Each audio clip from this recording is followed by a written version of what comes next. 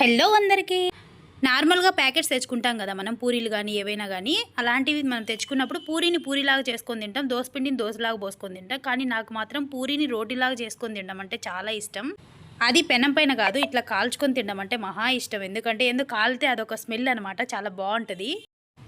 ఇలా పెనం పైన చేసుకోవచ్చు, కాకుంటే ఇట్లా కాల్చుకుంటే మాత్రం చాలా బాగుంటుంది టేస్ట్.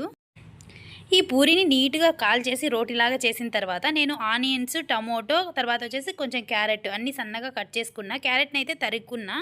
వీటన్నిటిని ఈ రోటీ పైన పెట్టేసి తర్వాత ఇందులో శనక్కాయల పొడి ఉంటుంది కదా, అన్నంలో కానీ కొట్టుకుంటాం కదా మనం, అట్లా శనక్కాయల పొడి కానీ లేకపోతే మైనస్ ఉన్నా కూడా, లేకపోతే ఏదైనా ఉన్నా కూడా కొంచెం కారం కారంగా తగిలేలాగా ఇందులో వేసేసుకొని ఫోల్డ్ చేసుకొని కొంచెం కిచప్ వేసుకొని అద్దుకొని తిన్నామంటే నిజంగా చాలా బాగుంటుంది టేస్ట్. అందరికీ నచ్చుద్దో లేదో నాకు తెలియదు, కానీ నాకైతే చాలా ఇష్టం. బిర్యానీ ఇలా రోటీస్ రెండు పక్కన పెడితే నేను దీనికే ఫస్ట్ ప్రిఫరెన్స్ ఇస్తాను, అంత ఇష్టం అనమాట. టేస్ట్ అయితే సూపర్ ఉన్నింది, తప్పకుండా ట్రై చేయండి.